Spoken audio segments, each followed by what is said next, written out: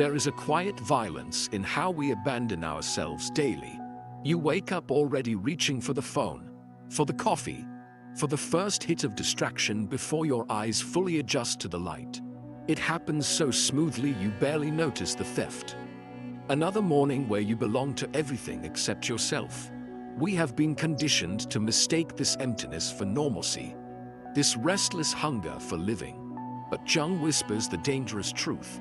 What we call habit is often slow suicide of the soul, a gradual handing over of our inner thrown to whatever offers temporary relief from being.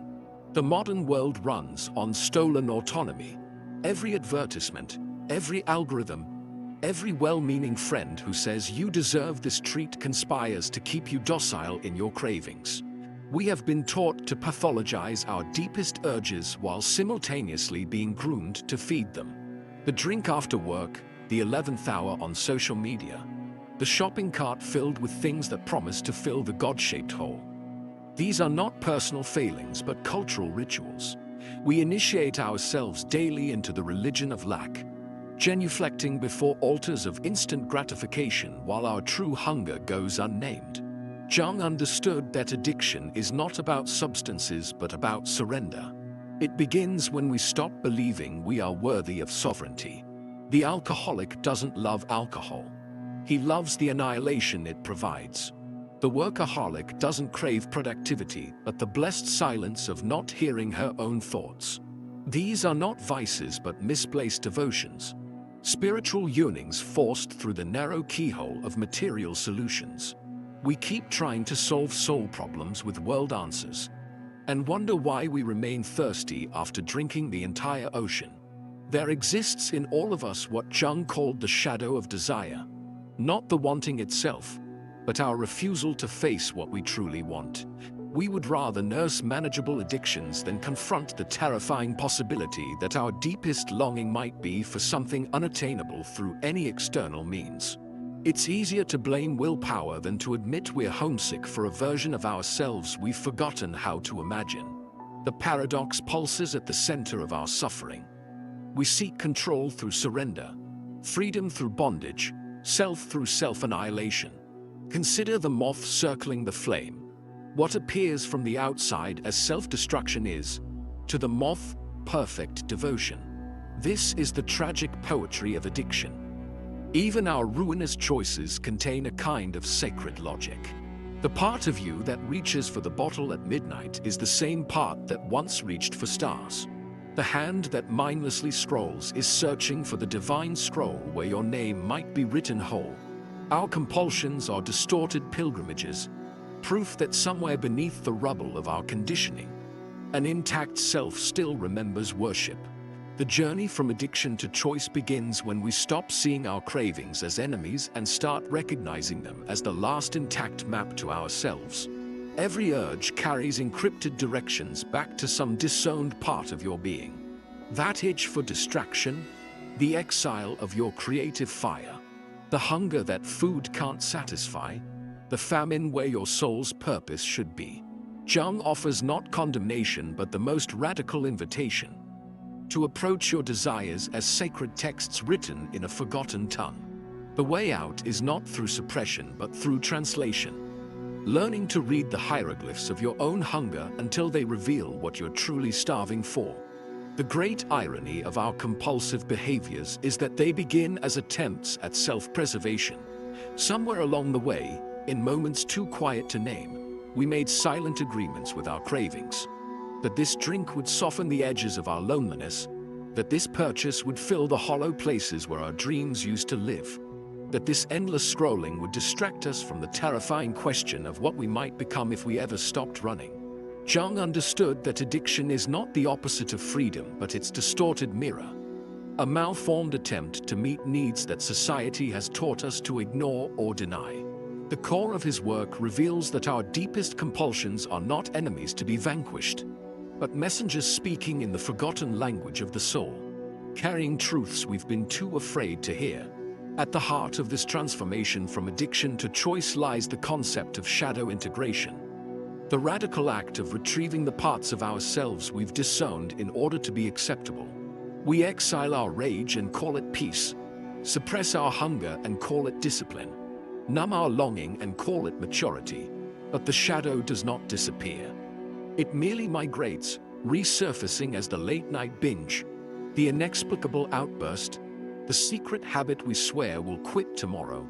Jung's psychology does not ask us to eradicate these impulses but to decipher them, to recognize that every compulsion is a coded message from some abandoned version of ourselves. The work is not to destroy the shadow but to converse with it, to understand that the part of you that craves oblivion is the same part that once knew how to surrender to ecstasy. This leads us to the alchemy of symbolic substitution, the process by which we redirect energy from destructive habits toward life-affirming rituals. The addict does not lack willpower. He lacks viable alternatives for transcendence. When we peel back the layers of any addiction, we find at its core a spiritual thirst, a longing for connection, meaning, or release that has been forced into the narrow channels of consumption. The gambler seeking the rush of destiny's favor, the perfectionist chasing the fleeting high of external validation, the romantic addict mistaking intensity for intimacy. All are pilgrims on misguided quests for the sacred. Jung's framework suggests that true liberation comes not through deprivation but through transmutation, the redirection of that primal energy towards something that nourishes rather than depletes. The question is not how do I stop wanting, but what is the deeper want beneath this want? Underlying this entire process is the principle of individuation, the lifelong journey toward becoming the undivided self. Most of our addictions are attempts to mediate the tension between who we are and who we believe we should be. We anesthetize the parts of ourselves that don't fit the image we've inherited or constructed, not realizing that the very traits we suppress often hold the key to our wholeness. The people pleaser who secretly resents her kindness, the intellectual who envies spontaneous passion, the rebel who longs to be held, all are trapped in false binaries, unaware that their cravings are attempts to reclaim exiled aspects of their being. Individuation is the slow, often painful process of reclaiming these fragments, not through force but through a curious, compassionate unfolding. It asks not how can I be better, but what parts of me have I abandoned in pursuit of better? The bridge between addiction and choice is built on one revolutionary idea: that pleasure is not the enemy, but our relationship to it. Modern morality often frames desire as something to be conquered, a beast to be tamed or a sin to be purged. But Jungian thought invites us to consider that our cravings are not deviations from our true nature but expressions of it. Distorted, yes, but no less sacred in their origin. The difference between addiction and empowerment lies not in the object of desire but in the quality of attention we bring to it.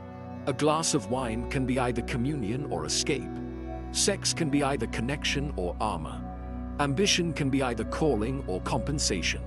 The pivot point is consciousness, the moment we stop automatically reaching and start genuinely choosing.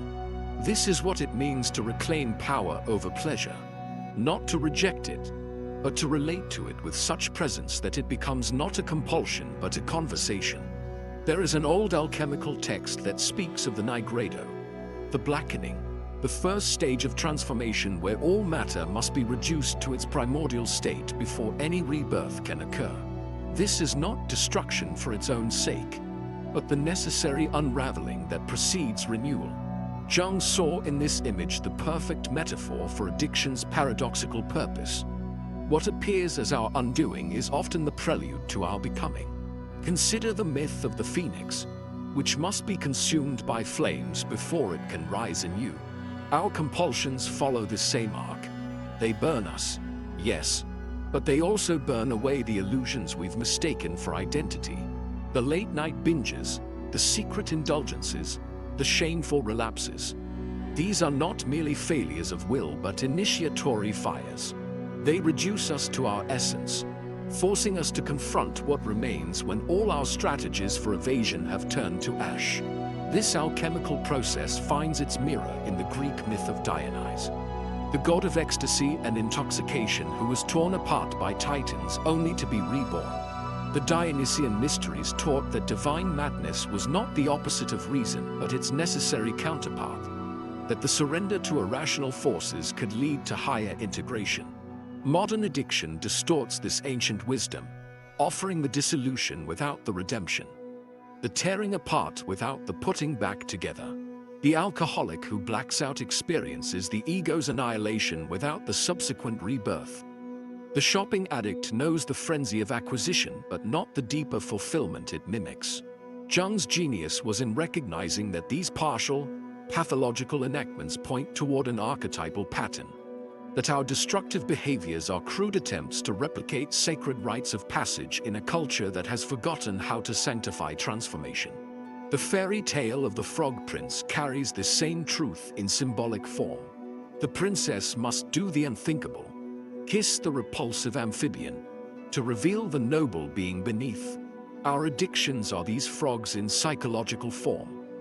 Ugly, embarrassing, seemingly unworthy of love or attention. Yet the healing lies not in rejecting them, but in bringing them into relationship. That which we compulsively reach for, be it substance, behavior, or fantasy, holds some disowned part of ourselves in its grasp. The gambler's obsession with chance conceals his exiled faith in life's generosity. The workaholic's relentless drive hides her unlived creativity. Like the princess, we are called to lean in rather than pull away, to recognize that our worst habits are not monsters but enchanted princes speaking in riddles, waiting for the transformative kiss of consciousness to break their spells. Eastern traditions offer the parable of the poisoned arrow to illustrate this principle. A man struck by a toxic dart refuses treatment until he knows who shot it, from what distance, with what type of bow. He dies seeking answers to irrelevant questions. Our addictions often follow this pattern. We obsess over surface explanations, genetics, stress, bad influences, while the real poison spreads.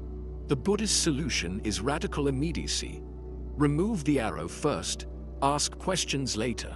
Jungian psychology translates this wisdom into psychological terms. We don't need to fully understand our compulsions to begin relating to them differently.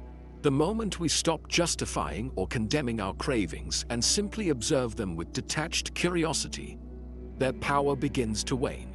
The arrow loses its venom when we stop struggling against it and instead become students of its trajectory. Perhaps the most profound symbolic narrative comes from the Gnostic myth of the demiurge, the false god who tricks souls into believing this material world is all that exists. Addiction functions as a kind of personal demiurge, convincing us that the next hit, purchase, or conquest will finally deliver the wholeness we seek. It's a closed system with no exit, a hole of mirrors reflecting back only variations of lack. Jung's concept of the self offers the antidote. The realization that what we've been seeking externally has been within us all along, not as a finished product but as a latent potential waiting to be recognized. The journey from addiction to choice is essentially Gnostic. It's about awakening from the trance that pleasure or oblivion can save us, and remembering that salvation was never about finding something, but about remembering what we never truly lost. The bridge between insight and transformation is built not through grand epiphanies but through the quiet accumulation of microchoices. Those nearly imperceptible moments where we pause between stimulus and response, between craving and action, and for the first time truly consider what we are about to do. This is where Jung's theories cease to be abstract philosophy and become a lived practice. Imagine standing in front of your refrigerator at midnight, hand on the handle, caught in that sliver of time where habit and awareness collide. In that split second lives the entire revolution. The decision to ask not what do I want to eat, but what am I truly hungry for?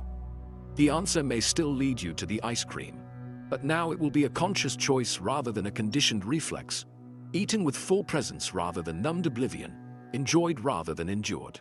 This is the alchemy in action, the transmutation of compulsion into choice through the mercury of awareness.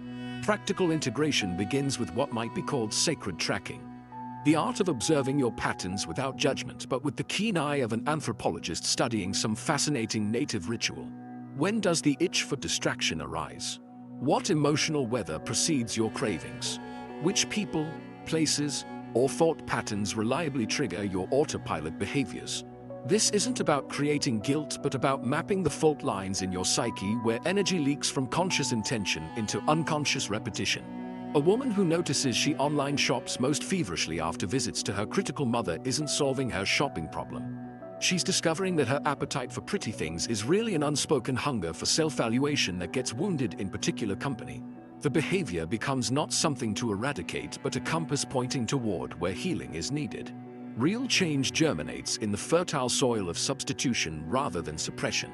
The chain smoker who quits cold turkey often finds his hands restless, his oral fixation orphaned, until he discovers woodworking or tea ceremonies or some other activity that honors the ritualistic depth of his former habit while redirecting its energy toward creation rather than destruction. This is the essence of Jung's transcendent function, the mysterious third thing that emerges when we hold tension between opposites. Your addictive tendencies carry tremendous psychic energy. The work isn't to destroy that power, but to harness it. Like redirecting a river that's been flooding its banks into channels that can irrigate your whole life. The social media addict might channel her scrolling impulse into curated research for a passion project. The binge drinker might transform Friday night bar crawls into immersive experiences with music or dance that offer transcendence without anesthesia. The societal implications of this approach ripple outward in concentric circles. A culture that understands addiction as misplaced spirituality would stop building more prisons and start creating more spaces for genuine connection and meaning. Workplaces obsessed with productivity might rediscover the ancient wisdom that true creativity requires periods of fallow stillness. The entire self-help industry built on fixing broken people might evolve into a culture of integration that honors all parts of the human experience. On a grand scale, reclaiming power over pleasure is ultimately about reclaiming our collective soul from the machinery of consumption that treats our deepest longings as market segments to be exploited rather than sacred fires to be tended. This brings us to the transformational call at the heart of Jung's vision. Not to become perfect, but to become whole. Your addictions were never your enemies, but rather desperate attempts at self-healing that got trapped in repetitive loops. The way out isn't through rejection, but through deeper listening. Through recognizing that your cravings speak in the poetic language of symbols and unmet needs. Every time you pause before acting out a habit, you create a tiny crack in the wall of your conditioning. And through those cracks, your true self begins to shine. The journey from addiction to choice is ultimately about remembering that you contain multitudes, that your shadow holds gold alongside the dross, that your so-called weaknesses are often strengths waiting for the right context. The final liberation comes when you realize that pleasure was never the problem. Your relationship to it was. To reclaim power over pleasure is to stand in the marketplace of life as a conscious chooser rather than a compulsive consumer. To engage with the world's delights not as escape routes from yourself, but as mirrors reflecting back your own wholeness. This is the great homecoming Jung invites us to, not a life devoid of desire, but one where desire becomes your ally instead of your master. Where every craving becomes a doorway back to yourself rather than an exit from presence. The invitation is simple but radical. Next time you reach for your addiction of choice, pause just long enough to ask it what it truly wants to give you. Then decide if that's still something you wish to receive in that particular form. In that moment of hesitation lives your entire freedom.